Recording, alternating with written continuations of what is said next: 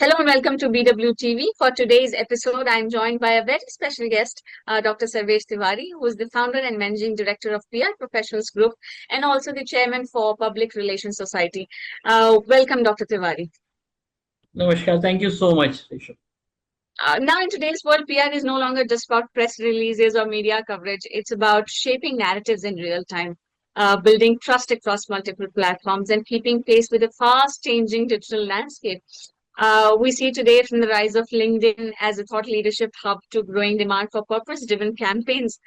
Agencies are adapting to new expectations and technologies, and I would say audience behaviors in a new way.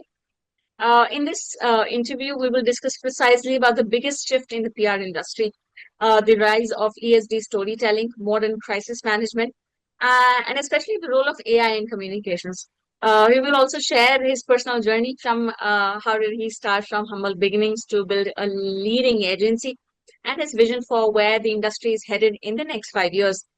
Now, Dr. Tiwari, I mean, as I mentioned, there has been multiple shifts in the industry. The PR industry has evolved dramatically in the recent years, especially with the digital media redefining how stories are being told.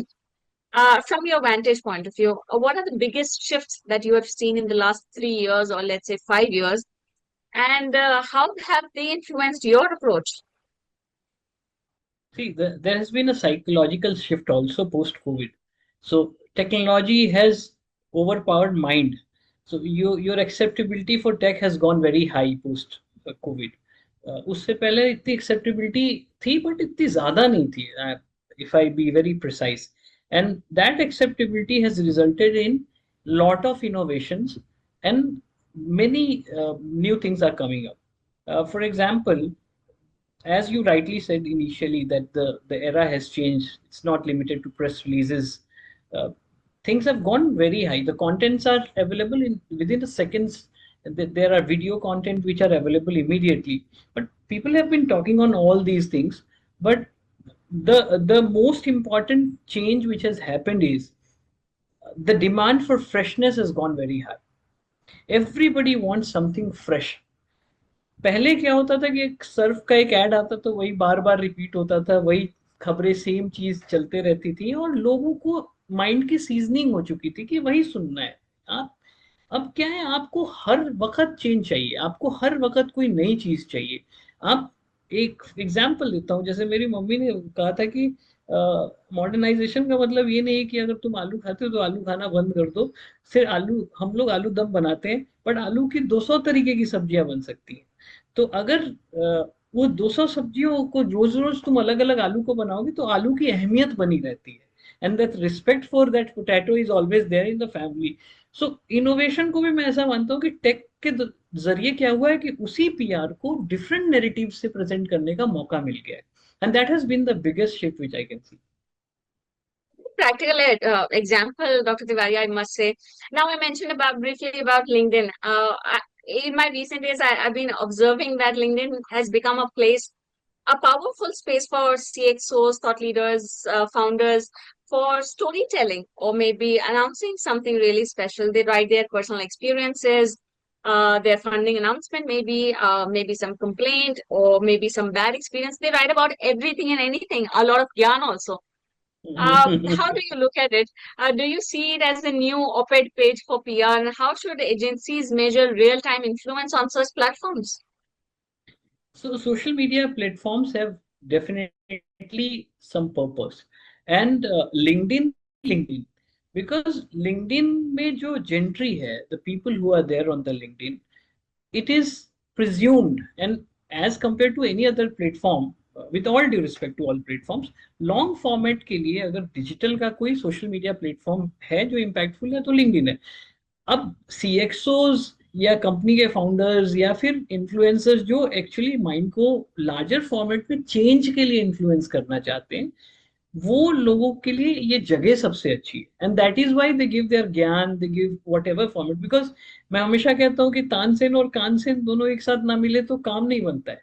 तो आप बोलते रहो, सुनने वाला अगर जायज आदमी नहीं है तो आपके बोलने का कोई फायदा नहीं. सो searching the right platform to give your discourses and telling your whatever is there in your heart and mind is very important. That is how LinkedIn has got its significance, and people are working on purpose driven content there. और वही सबसे बड़ा reason है LinkedIn के उसका। But साथ ही साथ LinkedIn पे एक और चीज जो मैंने देखी है कि लिंक्डइन ने अपनी चीजों को थोड़ा कंट्रोल करके रखा है। आप बहुत सारी चीजों को पुश नहीं कर सकते। जैसे यू गो टू ट्विटर, हजारों लोग बैठे हुए जो ट्विटर खुद ही एक्स हो गया अब और पेड हो गया। आप ब्लू टिक पेड करके ले सकते हैं, आप हर चीज पेड करके ले सकते हैं, आप ट्रेंडिंग पेड करके करा सकते हैं। अभी भी LinkedIn has kept is sanctity alive, अभी भी उसकी सैंक्टिटी मौजूद है। और इसलिए it has become a respectful, and it is a respectful platform, and people are vouching to go there, especially people who believe that they have some content with a good intent. They go and they disseminate it through that medium. Yeah. I mean, what I understood from what you said is we also need to decide and figure out where our listeners are, what platform will be suitable, where our audience is sitting. What else beyond this we can learn from this trend? Yeah, so the trend of you spoke about the long format writing, purpose driven writing. So see, the main thing is it's a global change which has come. So how it all started? So the ESG word was coined by Secretary General of UN, and he was speaking at a conference, and that is when he spoke about this. And then people have started realizing that how what is the importance of ESG. आज कंपनियों की valuation, every company knows that going further the valuation of the company is going to decided by what ESG initiative that company is taking. मान लीजिए आपकी company 1,000 crore की है आज के रेट में, मेरी कंपनी 200 करोड़ की है, बट मेरे इनिशिएटिव अगर ईएसजी के ज्यादा हैं तो going forward I will be more valued then 1,000 crore company. and people know this is the global trend which is, and trend भी मत कहो, ट्रेंड तो ऐसा होता है जो बढ़ता है और घट जाता है, ट्रेंड बढ़, बट ये ऐसी चीज है जो it has been decided by the global community that हम किसी को भी असेस करने का क्या क्या। जैसे शुरू में हम लोग ऐसे ही चिट चैट कर रहे थे पहले, तो मैंने कहा ना वो वैल्यू जो है या आपकी उपलब्धि तब है जब आपको लोग अच्छा कहते हैं, लोग कहते हैं कि इस आदमी से मिलकर सुकून मिला, इसने जो बातें बोली वो मेरे दिल को छुई या मेरी जिंदगी बदली। तो मुझे लगता है कि मैं वो ज्यादा वैल्यू ऐड कर पाता हूँ। ठीक उसी तरीके से ये भी एक वैल्यू सिस्टम क्रिएट हो रहा है globally, and that has resulted in the change of trend. और इसलिए सारी कंपनियां लोग, और होता क्या है, एक तो भीड़ का आपको हिसाब पता है। जब भीड़ में आप चल रहे होते हैं तो 10 लोग और जुड़ जाते हैं, फिर वो भीड़ बड़ी हो जाती है। तो अगर एक पॉजिटिव डायरेक्शन में एक भीड़ चलने लगी है तो लोग उससे जुड़ते जा रहे हैं और फिर उसके ऊपर कॉन्शियस हो रहे हैं। कुछ लोग सही में कॉन्शियस हो रहे हैं, कुछ लोग सोच रहे हैं हम पीछे ना छूट जाए इसलिए कॉन्शियस हो रहे हैं कि यार सब लिख रहे हैं तो मुझे भी लिखना है। so that is also a reason how contents are generally generated like this. We search what is trending and then we start writing. So mostly लोग ये सब इस तरीके के भी लोग हैं। एक तो सही सोचने वाले लोग हैं, खुद सोचते हैं। दूसरे लोग हैं जो हवा के साथ सोचते हैं यार हमें भी इसके साथ चलना चाहिए। So I think that is one trend, the reason behind the trend. Whatever is happening as a part of the trend or a motion moving in a particular direction, it's all for good, what I could understand from this. Correct. Now, in the age of cancel culture, viral outrage, crisis communication is no longer reactive. It has always been on. Uh, the digital era is fast paced than ever before. Uh, I mean, there has been a traditional playbook for crisis management when it comes to communication and PR. I mean, the responsiveness, trust, transparency, many more like this. But in 2025, according to you, what does a modern crisis management playbook should look like? See, with the advent of social media and this so-called digital communication, the problem has become more prevalent. Like the problem of hitting somebody. If I run a company today, my main motto is, rather than promoting myself, protecting myself has become the prime motto of all organizations. And people and organizations are targeting the brands for their benefits or their problems. So these are the two reasons for which the brands are targeted, and that is that is the reason why crisis is happening. ये हमेशा ही बढ़ते जा रहा है, every day it is increasing. और crisis बढ़ने का कारण सबसे बड़ा ये कि आप बहुत आसानी से आज की डेट में आप ट्रॉलर्स मिल सकते हैं, आपको इन्फ्लुएंसर्स मिल सकते हैं, आप अपने प्लेटफॉर्म पे फेक प्लेटफॉर्म्स क्रिएट कर सकते हो, थर्ड पार्टी पेजेस क्रिएट कर सकते हो, and you can ruin life of a brand और a person.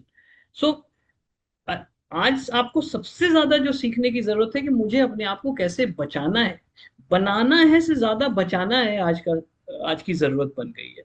And the I think the best playbook for crisis management is going to be like you need to understand what are the challenges you are going to face।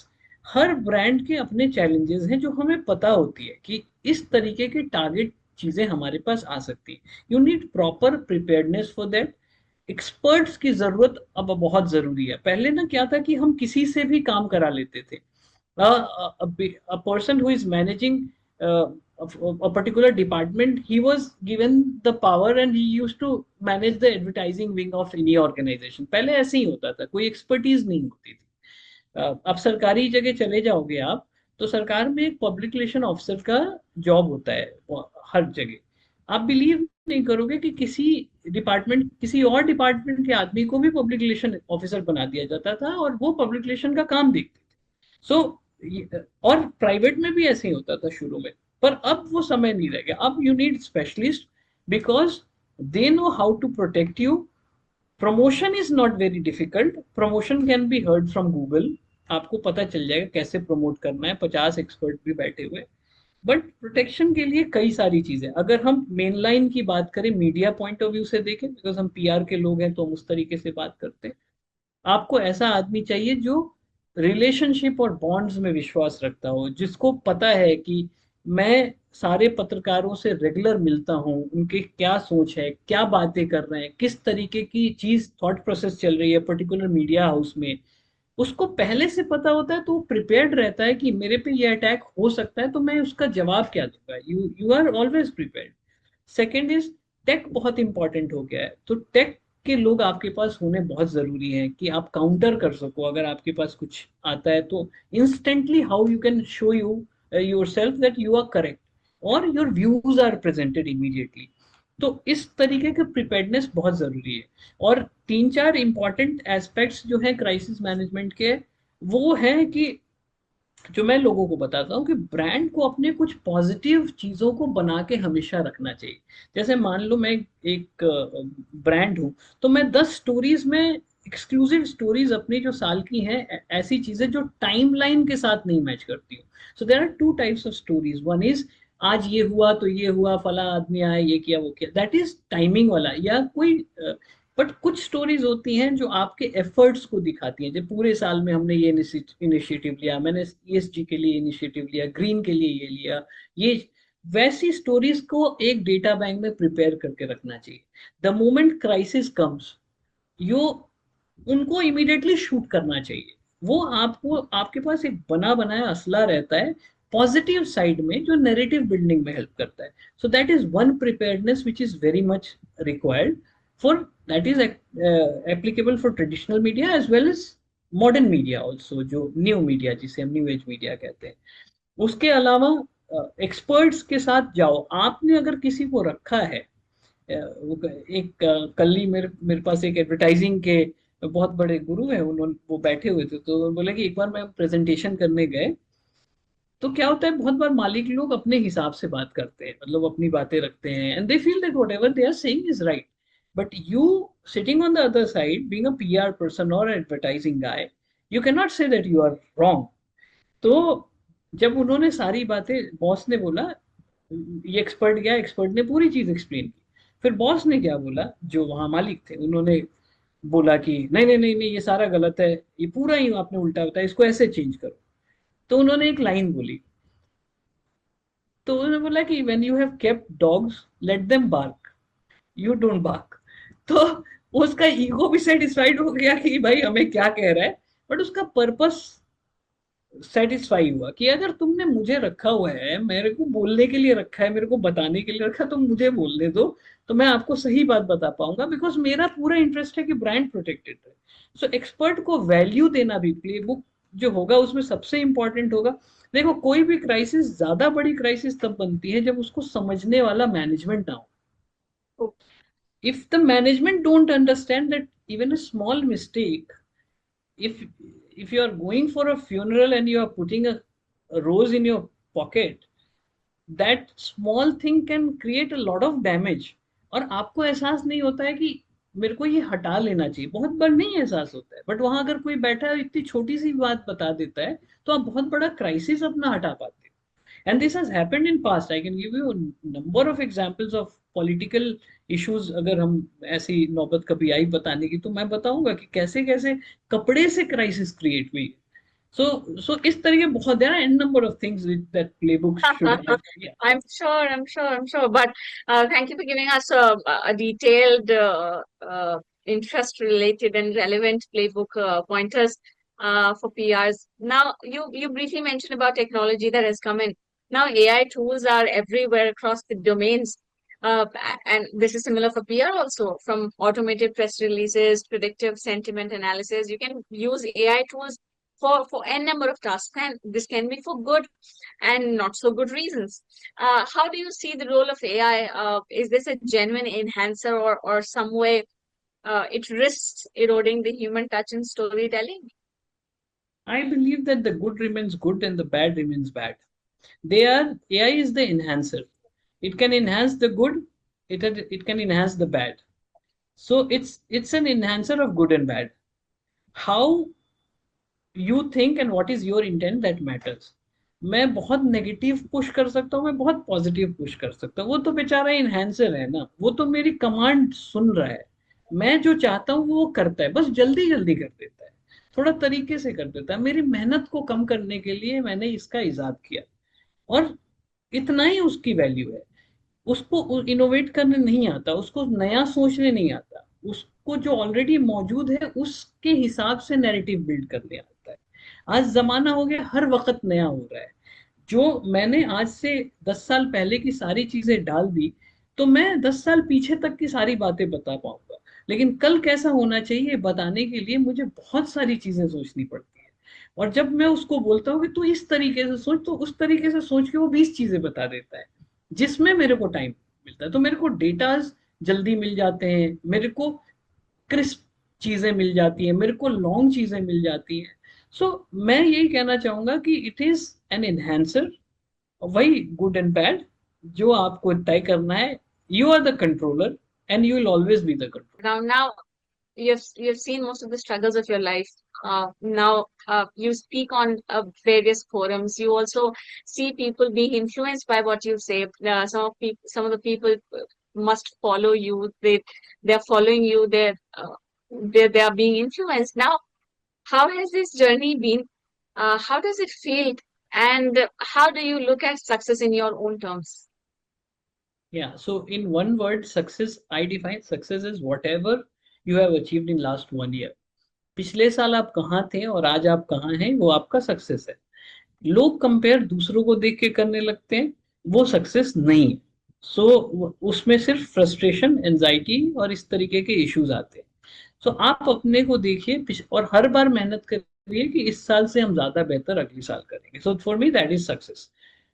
Is if you talk about me, मैं बिहार से आता हूँ, चंपारण जिले से आता हूँ, और वहाँ के हम वैसे we are from a landlord family, सब कुछ है।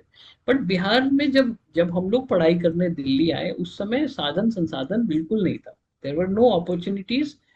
जमीनें थी बट व्यवसाय नहीं था, प्रोफेशन नहीं था, बिजनेस नहीं था। तो आपके लैंड तो थे बट वैल्यू जीरो थी, इसलिए चैलेंजेस ज्यादा थे। फंड्स के चैलेंजेस होते थे, but I have been blessed that my parents thought that I should be educated at a good school at a metropolitan, and I came here when I was in seventh or eighth। So उस समय काफी challenges थे। समय, सोच, सारे लोग अंग्रेजी बोलते थे, हमें तो नहीं आती थी, आज भी नहीं आती है। तो आप हर जगह आपको लगता था कि कुछ मिस तो नहीं हो गया। पर मुझे जो चीज मेरी सबसे बड़ी ताकत बनी, पहली चीज वो थी कॉन्फिडेंस। मैं दुनिया के किसी प्लेटफॉर्म पे जाके घबराता नहीं हूँ, और अभी भी नहीं घबराता, बिकॉज मैं सोचता हूँ कि मैं खुद ही कोई गलती नहीं कर रहा हूँ तो मैं ठीक कर रहा हूँ। और जब मैं स्कूल में आया तो second day I was on the stage, मैंने खुद जाके बोला कि मैं एक भाषण देना चाहता हूँ, because I always realise that आप जितना जल्दी अपने आप को नोटिस करा लो, अपनी वैल्यू बना लो, उतना अच्छा है। नहीं तो आप रोज लेट हो रहे हो। तो जब आप स्टेज पे चढ़ जाते हो तो पूरी दुनिया आपको देखती है। जब तक आप नीचे रहते हो आप भीड़ का पार्ट रहते हो, and that I realized initially and I did it. So उससे मेरे को मेरा कॉन्फिडेंस लेवल हाई था और बढ़ा। सेकेंड थिंग इज, मैं जो कोशिश करता हूँ जो बोलूँ वो करूँ, किसी को चीट ना करूँ, किसी के साथ गलत ना करें, ये सब वैल्यू सिस्टम का पार्ट था और वो मैंने किया। और इमोशन, एम्पैथी, ये सब जो शब्द हैं, इसको सही में आप यूज करते हो कि नहीं करते हो, ये बहुत इंपॉर्टेंट है। तो मुझे लगता है कि मेरा जो my ability to empathise is very high, and वो मेरी बहुत बड़ी ताकत बनी वो चीज, कि मैं आपके हिसाब से आपके साथ बैठ के सोच सकता How था। lovely and how practical. Dr. Tiwari, if I give you a chance to go back, and precisely when it comes to building PR professionals, is there something that you would like to do it differently? Mm, I will need to think twice, in fact, more than that, to come out with an answer of this. Because see, we started from a very small place. I was all alone for 3 years. I started in 2011. 2014-13 के बाद हमने employ hiring शुरू की, और 14 से 24 जिसमें 2 साल Covid चला गया, in this short span we are almost 250 in numbers, 10 offices in India, 6 offices abroad. तो मुझे लगता है कि अगर हम बिजनेस एक्सपेंशन की बात करें तो काफी कुछ अचीव किया है, बिकॉज फंडिंग नहीं थी, बैकग्राउंड नहीं था। मैं इवन एजेंसी में भी काम किया हुआ आदमी नहीं था, मैं तो सरकार के किसी जगह पे काम करता था, फिर कॉर्पोरेट में डीएलएफ वीएलएफ में corporate communication देखा, and one fine day I decided that I should do something on my own, and that was also not a direct decision, कुछ और चीजें हुई थी। So उस लिहाज से whatever has happened, I am very happy and contented with that. दूसरी चीज क्या है कि आप सम्मान के साथ अगर कुछ अचीव करते हो ना, तो आपको मजा ज्यादा आता है। So there are many brands so जो बहुत काम करते हैं, बट जो सोशल इनिशिएटिव हमने लिया, हमने 150 से ज्यादा बच्चों को अडॉप्ट किया जिनके पेरेंट्स की डेथ हो गई, हमने उरी अटैक के सोल्जर्स को अडॉप्ट किया, हमने निर्भया जैसा कैंपेन किया, निर्भया नाम दिया। ऐसे हम बुजुर्गों को तीर्थ कराने ले जाने का 2013 I started senior citizen pilgrimage tour, जो कि बहुत फाइनेंशियली साउंड नहीं है। हम लड़कियों की शादियां कराते हैं जिनके पास फंड का, पेरेंट्स का अभाव है। सो आई फील दैट आप अगर किसी चीज में बिजनेस भी कर रहे हो और साथ साथ अपनी सोशल रिस्पॉन्सिबिलिटी को भी निभा रहे हो, तो आप कहीं ना कहीं इससे ज्यादा बहुत कुछ मतलब सोच नहीं सकते हो। And that is one achievement which I have. हम भी जवान यंग लोग रहे, यंग लोगों की टीम, ये ग्लैमर का फील्ड है। हम सोचते हैं एक गाड़ी के बदले दो और खरीद ले, एक घर के बदले चार और खरीद ले, यही हमेशा होड़ लगी रहती है। लेकिन अगर आप उसमें से कुछ बचा के समाज के लिए दे पाते हो, और मैंने दिया, तो मुझे लगता है मैं बहुत खुश हूँ और सही रास्ते पे। बहुत खूबसूरत, बहुत खूबसूरत. In the final bit of it, talk about what are your plans with PR professionals? What new can we expect this year or next year? If you can tell us in 3 points. So, for PR professionals, we are starting our own, we are revamping the digital team. You will soon know the name of the digital team. We have almost 80 plus team member in digital, and वो Gen Z थोड़ा नाम और look और माहौल देने की कोशिश हो रही है, बिकॉज जमाने के साथ चलना है। एडवर्टाइजिंग की एक कंपनी हमने शुरू की है अभी अभी। सो अगले साल तक इसको क्वाजार मीडिया करके उसको हम लोग एक्सपेंशन कर रहे हैं। इंटरनल कम्युनिकेशन के लिए we have started HR company, we started 5 years back. It's called Confianza talent search, where we not only do the talent search, but हम लोगों की डेवलपमेंट पे काम करते हैं। बहुत अच्छे अच्छे स्पीकर्स हैं हमारे पास जो पर्सनालिटी ग्रूमिंग पे काम करते हैं. सो इंटरनल कम्युनिकेशन को बहुत स्ट्रांगली हम देखने जा रहे हैं. These are the 3 things which are coming up next year. Yeah. Great to know, and we wish you all the very best with all your plans. Dr. Tiwari, just the final question. In the next 5 years from now, how do you look at PR industry changing and evolving? How will it look like 5 years down the line? I think the basic will remain always the same. The core will be value. जो लोग सच बोलेंगे, core value पे बात करेंगे, relationship पे विश्वास रखेंगे, they will always be the winner. Second is use of tech is going to be very important. New things will come up. जो पहली चीजें थी वो खत्म होते जा रही हैं. जैसे कल ही बात हो रही थी टीम में कि सर्च इंजन ऑप्टिमाइजेशन एसईओ पे बहुत काम होता था. SEO is getting dead because दूसरे तरीके के कंटेंट का कुछ डिस्कशन कहाँ कितना हो रहा है उसके ऊपर अब सर्चेस कर रहे हैं बिकॉज एआई सर्च हो रहा है. पहले गूगल सर्च होता था. तो ऐसी बहुत सारी इनोवेटिव चीजें होंगी और मुझे लगता है कि the transition is going to be very fast in a positive direction. I'll always say so. You need to innovate, and everything has to be most of the things has to be tech based, but the base has to be ईमानदारी, जो value system है वो. And if the combination of both is practiced, the brand is going to be the winner who are practicing this. So good to know, Dr. Tiwari. The fundamentals will remain the core, and we need to practice AI with that. On this note, I want to show my gratitude. I want to thank you for make time for this, and I wish to have more and more conversations like this in future. Thank you so much. I'm looking forward to it.